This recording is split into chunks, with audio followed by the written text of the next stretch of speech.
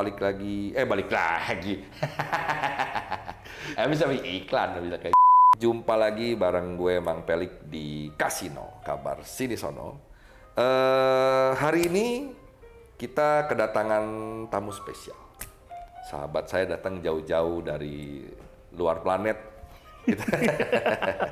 Kita sambut, ini dia Macan Wigit. Hai guys. Tepuk tangan. Alias Bang Tora. Bang Tora. Bukan Sudiro. Bukan Sudiro. Torasan. Tora sama. Nah, gue tahu sebagai seorang wibu, gue tahu Macan Wigit. Jadi Tora kan bahasa Jepangnya harimau, macan.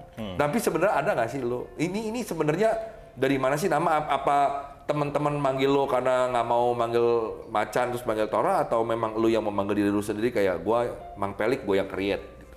Oh, sebenarnya kalau awalnya sih seperti semua nama Jepangan ya. Awalnya itu dari nickname forum. Oh, sama.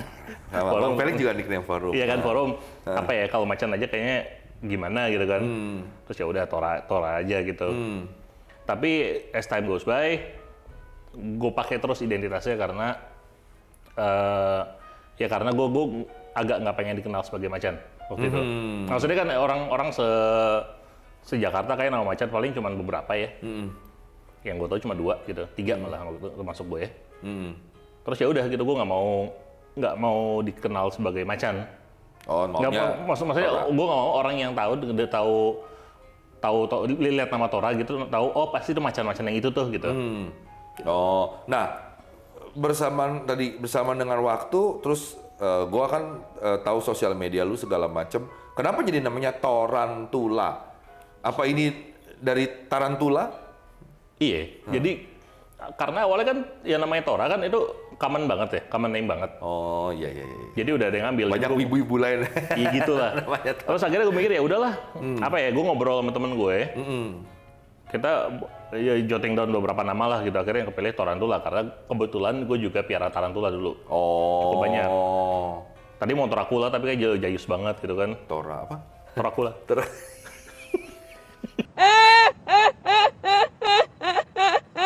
Untung ya Bapak sadar ya. Untung Bapak sadar. Iya gitu. Bener-bener. Terus ada lagi selain itu yang Bapak yang akhirnya sadar memilih Tarantula ini? Nggak ada. Ada satu dulu sempat bikin akun sementara waktu itu, akun Tarantula ke lock kan. Bikin akun sementara namanya Jalur Pantora. Karena saya suka bikin pan. Bapak dikira dongdot kan? Kan saya suka bikin pan. Jadi jalur pannya Tora, jalur pan Tora. Oh, oke. Gitu. Nah, banyak orang yang mungkin belum kenal lu, Tor. Jadi gua kasih cerita sedikit ya. Tora gua kenal dari sahabat gua Rini ya, dan Tora ini dulu gua kenal sama lu, kita kerja bareng ya dulu di kelas Enicisai yang pertama dan kedua. Enicisai pertama ya. Nah, udah gitu kita akrab, kita masuk satu geng namanya geng Asin, dan gue baru tahu ternyata Tora adalah pemusik juga ya. Musisi juga, dan salah satunya adalah lo mengeluarkan memilih jalur musik rap, betul? Betul. Nah, kenapa lo milih jalur musik itu sih sebenarnya? Soalnya gue kalau nyanyi fales. Sebenarnya, oke. Sebenarnya gini. Masuk akal. Masuk akal sekali kan? Iya, setengahnya sih. Jadi dulu awalnya gara-gara waktu gue SMP, gue ngeband. Ngeband zaman Nah, gue pernah lihat tuh foto lu tuh ngeband itu. Zaman itu kan baunya rap metal, kayak Limp Bizkit dan segala macam. Jadi ya udahlah. Nah, itu waktu band itu band apa?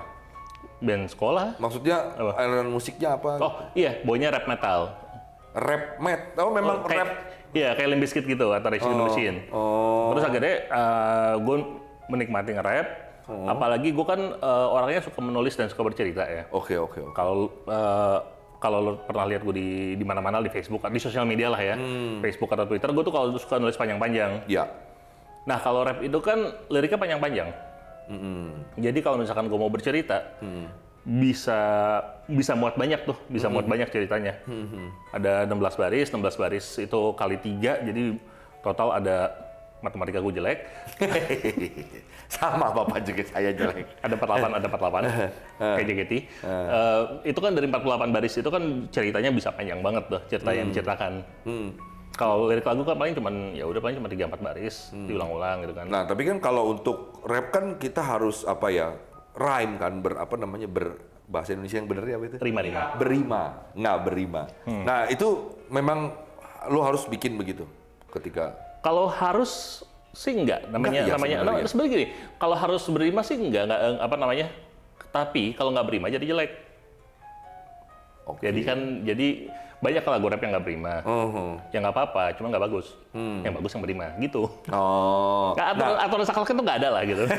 Lu mulai kayak mantep apa sebenarnya ketika milih rap ini apa bisa cerita nggak tahun berapa terus struggle lo sebenarnya, karena kita kan tahu ya rap ini kan waktu awal-awal 90 ya berarti ya, zaman Iwa itu kalau nggak salah, Kang Iwa itu kalau nggak salah dari 92 sampai gedenya sampai 98 99 lah. Nah, kan, 2000 itu kan begitu dia naik mulai ikutlah Sweet Martabak lah, Sekoji lah, segala macem ini sampai ada film akhirnya Eminem ada, terus film Eminem, terus nggak lama Indonesia ikut-ikutan juga, terus banyak lahir-lahir nih rap-rap yang lain gitu. Nah,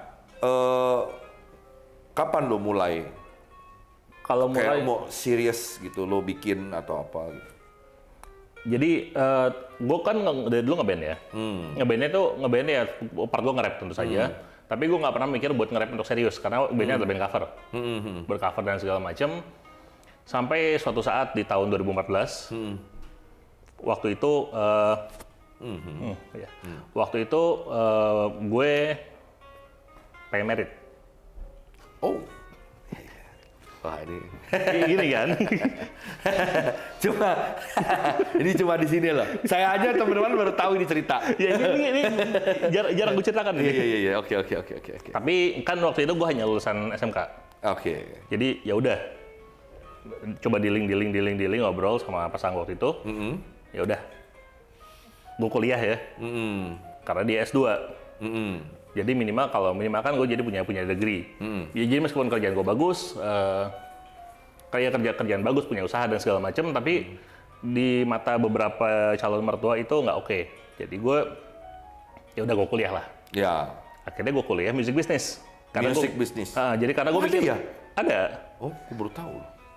Dan itu gue ngambil, dan gue juga baru tahu situ, gue nyari-nyari, ada music business. Ini jurusan yang gue paham dan gue suka. Iya. Dan ini kan berarti kan gue bisa mempelajari bisnis musik secara lebih terstruktur. Karena selama ini gue kan cuma tahu dari bokap nyokap kan aktor ya, dan teman-temannya juga banyak di dunia musik. Jadi semuanya udah tahu dari kecil, tapi secara otodidak, secara ngelihat. Jadi udah tahu lapangannya. Jadi pengen tahu secara strukturnya tuh benernya gimana. Akhirnya kuliahlah di situ. Nggak jadi merit. Oke. Tapi udah telanjur bayar kuliah, ya udah terusin kuliahnya. Udah telanjur seru.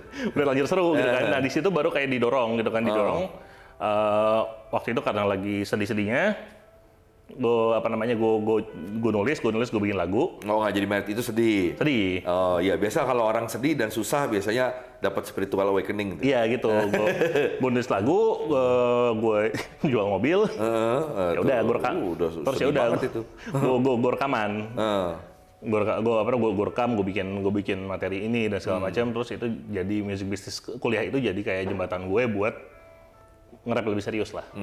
Dan itulah album pertama lo? Enggak. Atau single pertama lo itu, lagu itu? Waktu itu gue bikin mixtape 4 lagu. Terus habis itu ya udah gue rilis, bikin di gue share di YouTube, di Twitter, baru akhirnya tahun 2018 gue dapat menang kompetisi. Dan kebetulan pas gue menang kompetisi itu pas gue emang lagi serius bikin album. Jadi ya udah, gue ada 2 single yang gue pengen lagi serius gue kerjain. Gue pending dulu. Udah telanjur kerilis sih. Gue pending dulu albumnya. Gue menang kompetisi, gue fokus ke kompetisinya dulu, baru abis itu setelah gue menang kompetisinya, gue manggung dapat panggungan agak gede di Bali. Duit dari situ gue pakai buat rilis album full. Pertama nih? Album pertama. Judulnya? Melancholia. Oh, yang melankolia. Melankolia. Oh. Iya, kebetulan dapat support dari brand juga waktu itu kan karena menang kompetisinya. And then? Ya lumayan lah gitu. Dan akhirnya ya udah gitu. Gara-gara album itu, gue tersematkan gelar sebagai rapper baper. Dan ya udah, I just go through with it sampai sekarang. Bapak jadi kayak siapa tuh, Pak? Siapa? Apa? Yang penyanyi itu yang Neng stasiun balapan. Oh ini, Didi Kempot. Didi Kempot dong jadinya.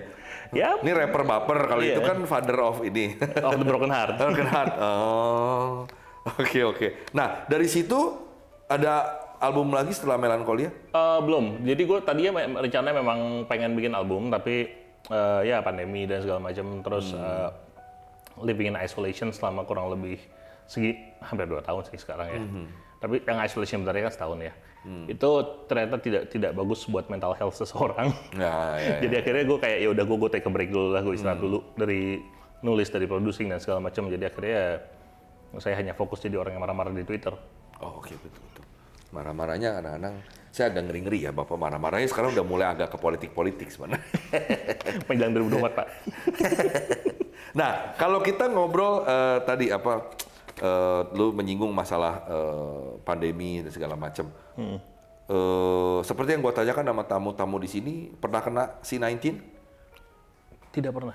Oh, lu malah tidak pernah. Iya, mungkin pernah tapi gue nggak nyadar karena gue agak goblok. Oh, tapi orang bilang secara WFH-nya, isolasinya, kena PPKM-nya apa, sebenarnya ketika terjadilah rentang waktu 2 tahun ini kan cukup panjang ya, berarti 2020 kalau nggak salah kan ke 2020 ada semacam kayak spiritual awakening atau ada something change you because kayak this virus kayak mereka tuh si C-19 itu kan it's like bringing the message kayak gitu to the people, to you, to me, to everybody gitu. Makanya yang kena atau gimana. Nah, lu ada nggak Spiritual awakening atau apalah gitu ya? spiritual awakening atau message yang dibawa si virus ini ke lo? Ke gue sih enggak sih. Paling gue akhirnya sepenuhnya menyadari bahwa yang namanya kerja itu bisa WFH. Dan ya dan apa ya, dan isolasi ini menyadari bahwa pada akhirnya gue memang harus ke psikiater. Tapi ya semenjak gue ke situ ke apa namanya, gue jalan ke psikiater, terapi dan segala macam, ya udah jadi gue merasa hidup gue sedikit lebih cerah lah. Setelah lebih sehat lah. Dan gue menyadari ternyata selama... Tapi kan itu bukan karena pandemi juga kan? Apa pandemi making it worse? Sebenarnya gini, karena pandemi itu membuat gue dan banyak orang itu isolated kan. Ketika lo ada di ruangan yang segitu-gitu aja, apalagi gue kan ngekos ya. Jadi pada saat itu gue hanya ada di ruangan 3x5 dengan komputer gue, kucing gue, dan video game. And then sorry, MBTI lo apa? INFP. INFP. Oh, oke. Meskipun Siri ini nggak percaya. Nah, biarkan saja deh. Terus? Iya, jadi dia ngotot kalau gue tuh harusnya ISFP sih. NS. Ya nanti bisa tes Ya, lagi lah. lagi. Bisa minta tolong psikiater untuk hitungin juga. Mereka lebih ngerti. Nah, di rumah dengan kucing dengan ini. Iya, ketika lo terkunci di segitu lama di ruangan segitu gitu ya, dan tidak banyak yang bisa lo lakukan, lo kan menyadari lo kan lebih banyak bicara dengan diri lo sendiri, dan lo nyadar kayak anjing gue gila ya. Momen kayak gitu kayak akhirnya ya udah gitu, kayak akhirnya ya udah gue apa namanya, gue pergi ke sana lah gitu, dan kebetulan memang ada saran juga dari teman gitu kayak bisa kesini ke dokter yang ini, dia bagus dan segala macam. Dokternya cakep, terus ketemu oke cakep. Oke dokter. dokter nonton podcastnya di malu-malu. Kak Macan. Sebenarnya sama pakai masker juga sih nggak kelihatan. Kan mata mah nggak bohong Pak, perempuan mah. Nah oke.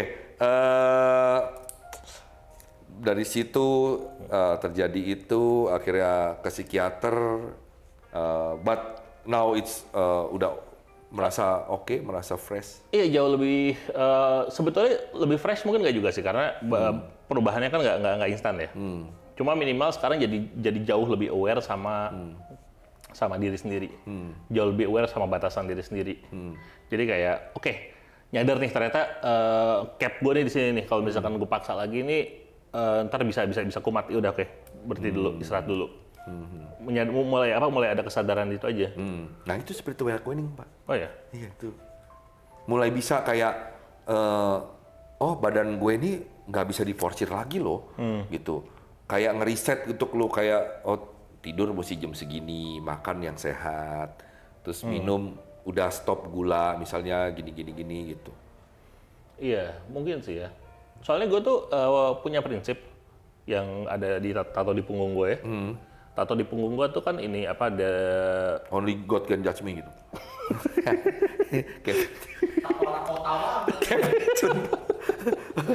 Apa?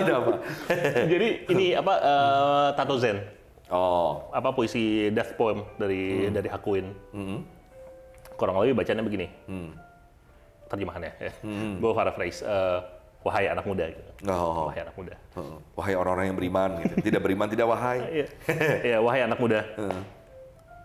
Kalau kamu takut mati, mati sekarang. Oke. Karena sekali lu mati, lu nggak akan mati lagi. Karena kalau sekali mati, lu nggak akan mati lagi. Oke. Sama ini. Valar Morghulis, Valar Dohaeris. For the longest time, bahkan mungkin sampai sekarang, itu jadi kayak prinsip hidup gue. Bahwa kadang-kadang ya sesuatu itu cuman gue takutin, batasan itu cuma gue takutin ketika ada di pikiran gue. Jadi lebih baik diterusin aja. Dan kalau misalkan gue harus mati, paling nggak gue mati itu luka gue di muka, bukan di punggung. Oke. Cuman pada akhirnya kan itu mengakibatkan gue tuh kadang-kadang suka nggak sadar dengan batasan fisik gue sendiri, dengan batasan gue sendiri, dan akhirnya gue jadi frustrasi juga. Jadi memang harus ada balancing itu. That's why we need the doctor, the professional lah, iya, untuk gitu. kita sharing juga sih sebenarnya. Ini penting banget sih buat teman-teman, karena jangan dianggap enteng sebenarnya ketika kita bicara si mental ini. Ini ngomong-ngomong, kenapa ya gue punya distro sekarang jadi banyak nyamuk. Jadi kan kita terlalu banyak warna hitam di sini.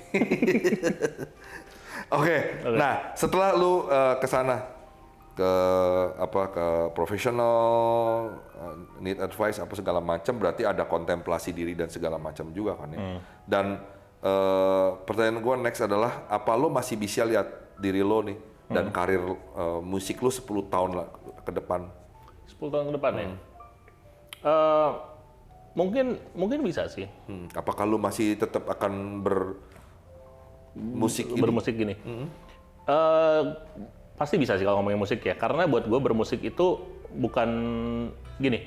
Ada orang yang tanpa bermaksud menyindir siapa-siapa, karena semua orang punya jalan masing-masing. Ada orang-orang dan banyak orang-orang yang menjadikan musik mereka adalah penghidupan mereka.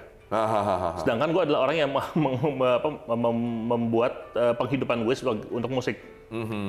Jadi kalau misalkan kayak gitu, gue bisa terus-menerus membuat musik yang gue mau dan gue suka, tanpa gue perlu memikirkan itu, karena gue fokus nyari duit di luar dulu. Dasarnya sih seperti itu. Jadi kalau ditanya 10 tahun lagi bisa nggak, bisa sih, bisa. Karena gue akan ketika setiap orang cara dedikasi ke musiknya beda-beda.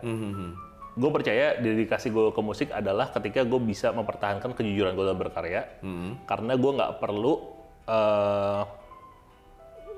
macam-macam untuk mengkompromikan karya gue. Karena ya ujung-ujungnya gue harus yang gue kompromikan ya diri gue sendiri, dan ya duitnya duit gue sendiri juga. Dasarnya gitu sih. Itu yang pengen gue usahakan terus sih. Tapi kalau misalkan suatu saat ada yang mau sponsorin gue juga nggak masalah sih. Ya pokoknya intinya lo mah nggak makan dari musik lo aja, dalam artian nggak perlu ngikutin market juga, nggak perlu pokoknya ya this is me, this is my music gitu. Iya. Tapi maksudnya andaikan suatu saat gitu ya, gue ada yang nge-approach gue gitu. Gue bisa sponsorin lo, tapi lo bikin musik kayak gini. Oh, yang dia mau misalnya? Yang dia mau dan dia percaya gitu. Gue bisa sih kompromi, pastinya. Tapi tetap ada unsur idealis lu juga kan pasti di dalam situ? Enggak? In a way ya. Kayak gue ikutin aja lo. Tapi karena kan di sisi lain kan gue pada dasarnya otak gue nggak sekecil itu ya.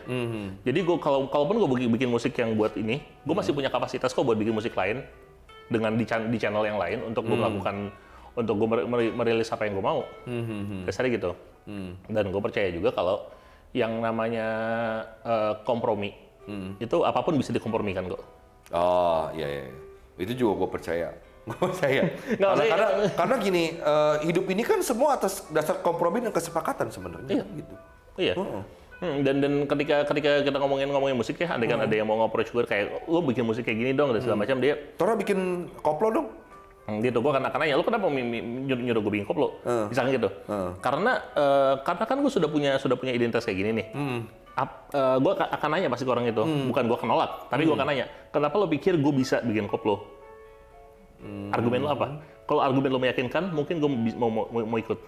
Kalau argumen lo nggak meyakinkan dan duitnya nggak cocok, ya buat apa? Dasarnya gitu sih. Oh, oke. Kuliah musik bisnis begitu gitu. Iya sih. Tapi seru loh kalau rap. Koplo. Kayak kita juga ada kan ya, dangdut. Ada. Rap ada ya? Ada Ingat banget. gue, Vetivera itu kan salah satu ini juga kan, dangdut rap kan, Vetivera, Alam. Ya, gue nggak tahu mereka pernah nge-rapin, masih nge-rap atau enggak sih. Tapi jelas Kang Iwa aja pernah kok bikin musik yang diffusion sama rap, sama dangdut. Oh iya? Iya, pernah. Nanti bisa dicari. Iya. Bisa dicari nanti. Gue penasaran sih kalau gitu. Oke. Nah, kalau kita lanjut ngobrol lagi, selama ini di jalur musik lu siapa sih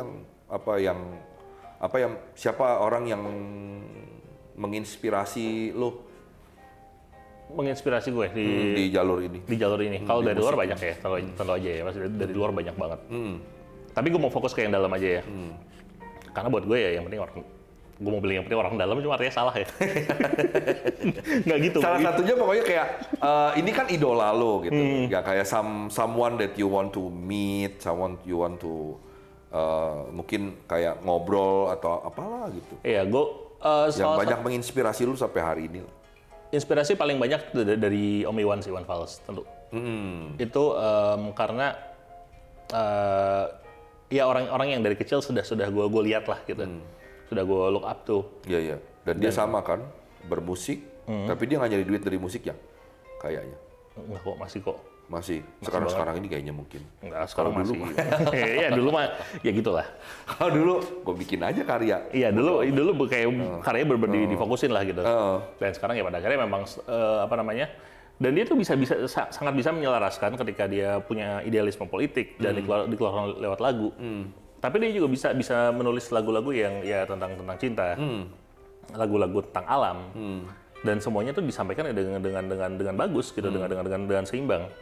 Itu dan sebenarnya gini, kalau misalkan lo pernah ketemu langsung ya, ketika dia ngomong, dari dia ngomong aja itu presence-nya udah gede. Jadi kayak commanding-nya tuh udah jelas gitu. Jadi kayak ya udah gitu, memang kuat. Dan itu gue kagum banget sih. Nah sebenarnya kan sempet tuh lo tweet lu ngobrol bertiga sama bokap juga kan? Oh iya. Ada Iwan, itu baru apa foto lama banget itu? Baru. Dan itu tuh sebetulnya itu salah satu alasan kenapa gue pakai nama Tora dan baru belakangan ini gue ngepost soal bokap.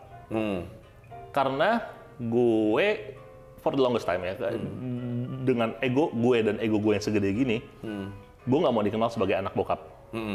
Dan gue berusaha setengah mati supaya orang yang ada di industri musik atau industri entertainment, karena kan dunia kecil ya, mengenali gue sebagai Tora dulu, setelah ketemu ngobrol baru tahu, oh dia anaknya si ini nih gitu.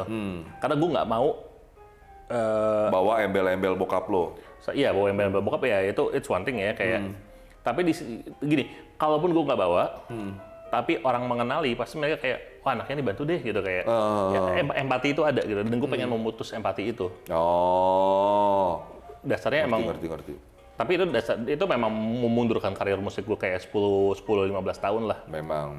Bapak jadi ya apa ya, sebenarnya jangan terlalu kayak Sidul. Gimana?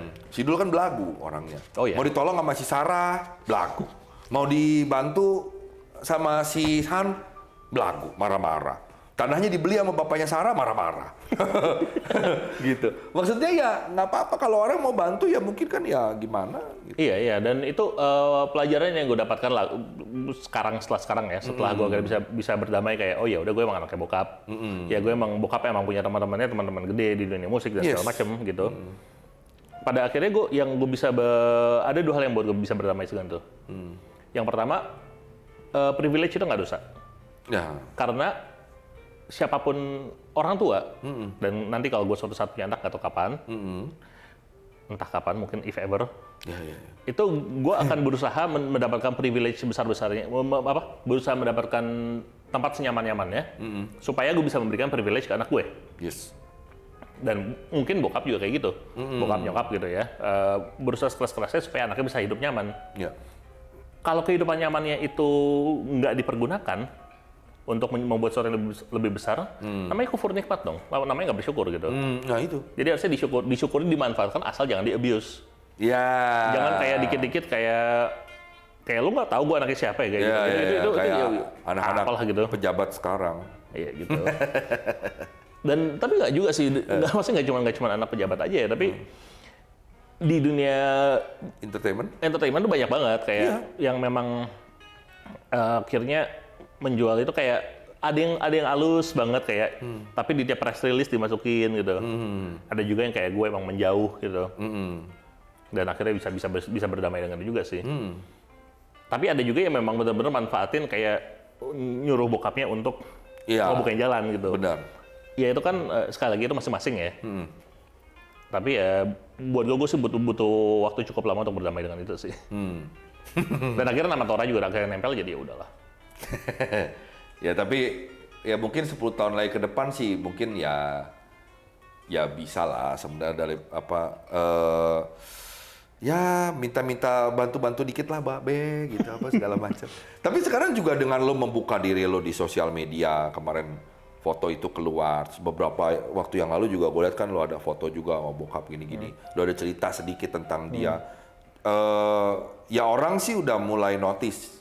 Iya. Sih, kayaknya. Kalau buat gue sih sebenarnya titik baliknya ya, sebenarnya selain karena gue udah berdamai juga, ada ego gue sudah agak terpenuhi dengan orang-orang sudah mengenal dia sebagai bokap gue, dan bukan gue sebagai anak dia. Dengan orang mengenal dia sebagai bokap gue, bukan gue sebagai anak dia. Iya, jadi ketika melihat kayak, bapaknya Macan ya gitu. Jadi kayak gue udah nggak ada di bawah bayangannya dia lagi nih. Mungkin emang belum sejajar, tentu saja belum sejajar, jauh gitu. Tapi gue tidak ada di bawah bayangannya dia. Ketika orang melihat dia kayak, relasinya tuh udah bukan relasi kayak ditarik lagi nih gitu. Iya. Kayak orang ngelihat si Al sama Ahmad Dhani gitu. Mungkin, dia udah sejajar tuh ya kalau kata gue ya. Gue akan ngomong dulu sih. Tapi anak Ahmad Dhani namanya Al. Gitu. Gue akan ngomong dulu sih karena gue ini pribadi musiknya dulu gue lebih suka. Kenapa? Secara pribadi musiknya dulu gue lebih suka. Tapi iya maksudnya kayak gitu sekarang sudah bisa ketarik ke situlah gitu ya. Tapi mungkin kalau mau yang lebih enak nih kita pakai perumpamaan bola, meskipun gue nggak ngerti bola sama sekali. Kayak Paolo Maldini sama Cesare Maldini lah. Ketika si anaknya ini udah si Paolo Maldini yang sekarang udah jadi pelatih juga, ketika dia sama-sama bokapnya di sejajaran, kelihatan mereka senior junior lah gitu. Tapi bukan anaknya yang di kompetitif di ketek bapaknya. Diketek bapaknya. Dia bisa mencipta sendiri. Iya gitu. Sebenarnya itulah itu poinnya. Mencipta tren sendiri, gaya sendiri gitu. Iya. Iya. Oke. Ketek. Luar biasa ya ngobrol kita hari ini, seru banget. Dunia entertainment memang dunia yang ya glamor dan juga tapi ya itulah. Dibilang jahat, ya jahat lah. Dibilang kita butuh privilege ya pasti. Butuh orang support ya pasti sih sebenarnya. Gitu. Makanya kalau kita udah di umur sekarang kita baru tahu. Terus kalau muda ya memang kayak I can do it with my own. I don't need anyone. I don't need you. I don't need this. I don't need that. Gue nggak butuh dikasianin. Gue gini-gini. Tapi sepanjang waktu jalan, apalagi kalau kita udah tahu yang namanya networking, itu penting banget sih. Iya tuh, networking itu penting banget sih. Dan lu sudah mau nggak mau, suka nggak suka, gue makanya sering bilang juga beberapa orang ya, teman-teman gue, suka nggak suka, mau nggak mau, ya, lu udah anak dia gitu loh. Dan lu sudah punya privilege itu dari Tuhan ke lu gitu. Jadi kayak tadi seperti lu bilang, jangan di abuse, tapi lu bisa manfaatin kok. Gitu, privilege itu. Dan sekarang banyak banget di entertainment sekarang anak-anak artis yang make itu gitu. Iya. Either mereka bikin YouTube sendiri atau mereka terjun ke dunia TV gitu, dunia entertainment. Iya itu, dan delicate balance itu yang gue rasa perlu dipahami banyak orang lah gitu. Padahal yang Libra gue ya, kenapa gue nggak paham dulu ya? Nah, itu. Karena kita kan terlalu ego. Zaman dulu. Iya. Nah, kalau tadi dalam Om Iwan, kalau dari luar yang menginspirasi lu? Inspirasi gue Tupac sih dari luar. Tupac. Iya, mungkin ini basic buat banyak orang sih, kayak ya nyebutnya siapa rapper paling ini Tupac gitu, Eminem gitu. Tapi kalau gue beneran, kalau gue Tupac itu karena sama kayak tadi, balance-nya ada. Balance antara lagu dia sebagai gangster rapper gitu, tapi juga lagu-lagu dia yang kritik sosial, lagu-lagu dia yang uplifting, lagu-lagu yang positifnya dengan pesannya gitu, itu ada semua. Itu balance-nya bagus di situ. Dan dia itu mungkin banyak orang yang gak setuju sama gue, tapi dia itu bukan rapper yang secara skill luar biasa. Secara skill nulis dan segala macam, dia bukan yang kayak rimanya ribet dan segala macam. Tapi dia berceritanya bagus, dan dia bisa menulis itu dengan conviction. Jadi ketika dia ngomong, orang percaya, dan itu skill yang nggak semua orang bisa punya. Ya. Jadi kayak kalau ada yang bilang kan kayak, oh dia tuh bukan rapper yang jago dalam tanda kutip. Ya gue kan setuju to a point gitu. Gue kan setuju bahwa iya dia bukan rapper yang technically complicated gitu kan. Tapi kan ada poin-poin lainnya gitu, dan itu yang gue suka banget. Karena dari awal gue udah bilang bahwa gue tuh suka bercerita, dan dia adalah salah satu storyteller terbaik yang gue tahu. Tupac ini. Iya. Oh. Nah, kalau lu lihat sekarang, pertanyaan terakhir gue, lihat musik rap sekarang. Nah, ada nggak? Ini sebenarnya kita masuk kayak ke segmen Tell Me Something That I Don't Know sebenarnya. Oke. Karena gue tidak terlalu berkecimpung di dalam informasi dunia musik rap ini. Ada nggak sih sekarang yang lagi naik daun? Yang lagi naik daun sih banyak. Orang Indonesia atau orang luar negeri? Dan bagaimana opini lo atas musik mereka? Yang lagi naik daun sih banyak sih. Kayak sekarang lagi bukan orang baru per se sih. Ada Bass Boy, dia cukup baru di ya cukup baru naik maksudnya. Ada Nayaka juga udah cukup lebih lama dari gue kayaknya. Ini apa, Indonesia nih? Indonesia sebenarnya. Kalau lokal itu yang sebetulnya gue akan selalu rekomendasikan itu adalah dua orang, dan dua orangnya adalah dua orang yang sangat penting di kehidupan karir gue sebagai rapper, sebagai teman juga. Siapa? Itu Laze sama Joe Million. Oke. Joe ini bergeraknya sangat di bawah tanah. Dia Underground. Iya, maksudnya, dan bukan cuman itunya aja ya, tapi memang orangnya karakternya kuat banget. Jadi kayak dia bisa aja gitu, kayak kalau misalkan dia pengen manggung, dia bisa aja nyewa gerobak dorong yang dangdutan itu, dia sewa, atau dia ngomong gimana caranya, dan dia bisa nge-rap di situ dengan musik yang dibawa sendiri. Wow. Kalau dia mau gitu, dia bisa aja melakukan itu. Karena orangnya benar-benar do or die. Dia bisa ngelaksanain tour berkota-kota dengan modal minim. Karena dia emang punya passion, dan emang dia percaya dengan itu. Dan gue sangat kagum sih sama dia. Siapa tadi namanya? Joe Million. Joe Million. Oke. Dan satu lagi Laze, itu karena dia dia lyricist yang bagus banget. Dan dasarnya orang yang baik sih. Gue kenalan sama dia dulu di kerjaan gue yang lama. Dan dia kayak ngenalin gue kesana kemari lah, kayak ini sini ini, dan dia tidak melakukan itu hanya ke gue, tapi ke banyak orang. Karena dia pengen, yang gue lihat sih dia pengen supaya rapper-rapper itu makin banyak dan makin bagus. Oke. Dan kayak skill wise makin bagus, terus ya well marketed juga, dan well connected juga. Dan gue sangat-sangat bisa appreciate itu dari seseorang. Nah kalau luar negeri, yang lo denger akhir-akhir ini siapa yang? Kalau gue liat musik rap luar negeri kok kayaknya lagi nyampah banget ya. Maaf ngomong nih. Kok rapnya begitu gitu kayak nggak jelas ngomong kayak gitu. Iya. Itu again itu selera sih ya. Gue sendiri juga tidak masuk dengan kayak gitu karena kan gue sukanya lirik ya. Iya makanya ketika enjoy rap ya gue enjoy the lyric sih gitu yang penuh ya ada pesan sosial atau pesan apa di situ yang bagus gitu. Tapi nggak harus gitu juga sih kalau menurut gue ya di sisi lain karena hip hop itu kan awalnya dari party. Jadi kalau memang ada lagu yang dari party doang, yang memang buat party doang, lirik kayak gitu aja, terus yang bahkan lu nggak bisa comprehend kata-katanya, tapi ya itu cuma ngejar kayak vibe-nya doang, ya nggak apa-apa juga sih sebetulnya kalau buat gue ya. Dan memang gue kan mungkin banyak juga yang akan bilang nyampah dan segala macam, dan fair point karena kan semua orang selera masing-masing ya. Tapi buat gue yang kayak gitu tuh ada tempatnya lah, ada tempatnya di hip hop sphere sendiri. Tapi kalau yang gue suka sekarang masih konsisten, ada namanya Lupe Fiasco. Dia itu salah satu rapper favoritku dari lama banget sampai sekarang masih. Laki perempuan? Laki. Dia itu liriknya rumit banget. Dalam artian dia bisa bikin satu kalimat, satu baris itu bisa punya 3-4 arti. Kayak contoh top of my head ada yang 2 arti deh. Kayak dia ada satu lagu rap tentang apa orang nganterin pizza.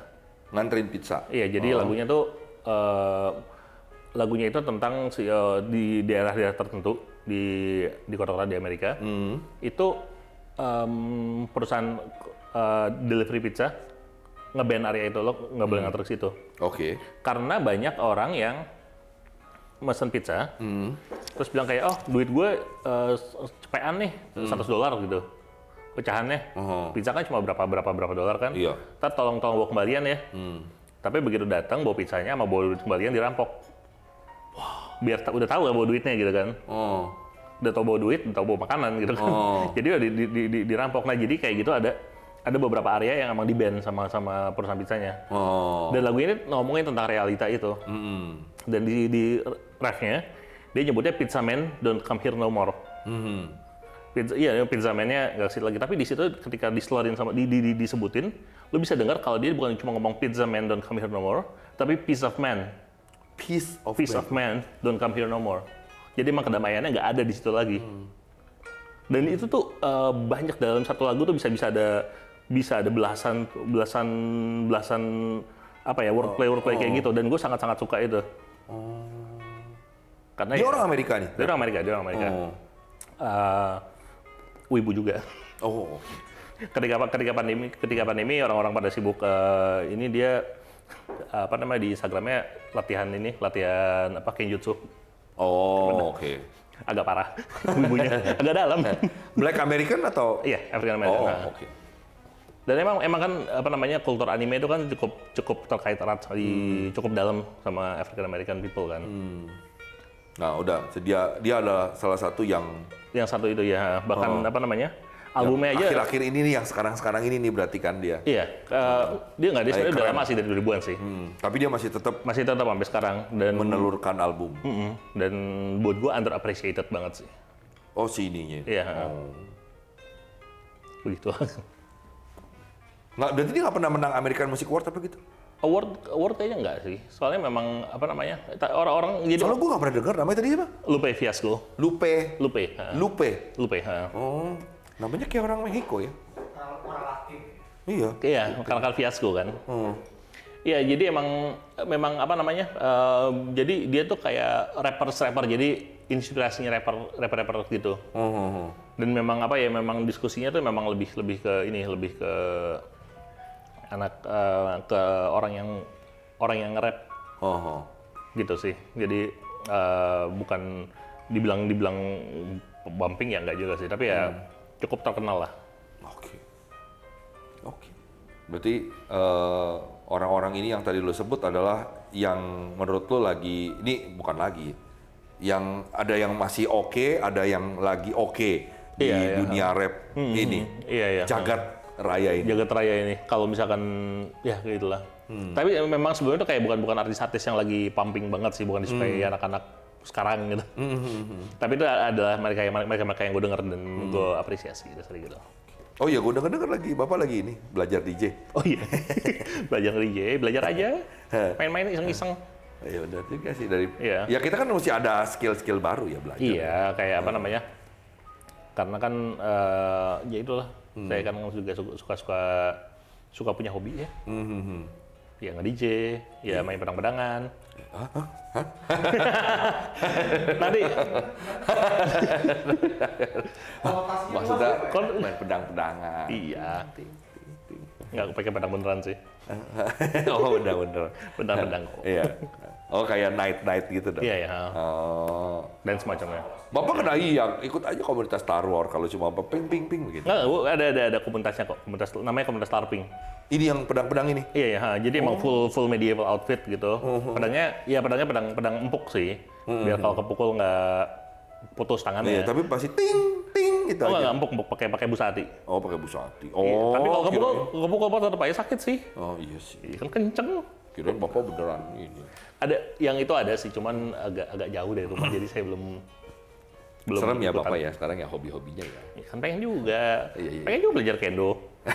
Cuma jauh juga dari Bintaro. Oke lah kalau gitu teman-teman kayaknya cukup sampai di sini. Kalau misalnya teman-teman masih ada pertanyaan mengenai apa mungkin mau mengenal lebih dekat dengan Tora atau apa, mungkin bisa langsung ke sosial medianya Saudara. Iya. Bapak selalu membalas kan fans ya. Fans. Jadi kan jangan sombong-sombong, balesin. Iya, ngobrol aja mah. Ngobrol aja mah boleh lah ya. Iya. Ya. Dan jangan lupa teman-teman untuk kepoin juga Instagram kami Asla Clothing yang di sebelah Tora nih. Bajunya Asla Clothing di Instagram. Dan juga jangan lupa komen, share, like, dan juga subscribe. Subrek. Di Subrek. Di Subrek. Dan teman-teman kalau ada yang punya usaha seperti apa ya, kafe atau restoran, boleh rekomendasi ke kami di sini. Tulis aja di komen. Selama masih di Jabodetabek, kami akan dengan senang hati datang dan bisa syuting di sana. Oke. Dan tenang aja, kami tidak memungut bayaran, semua gratis. Kami bukan influencer miskin yang butuh gratisan, ya. Kita bayar. Ya, oke. Sampai jumpa lagi di edisi Kasino berikutnya. Selamat. Bye. なんか全部大丈夫じゃなかったもう言葉避けつなびよけは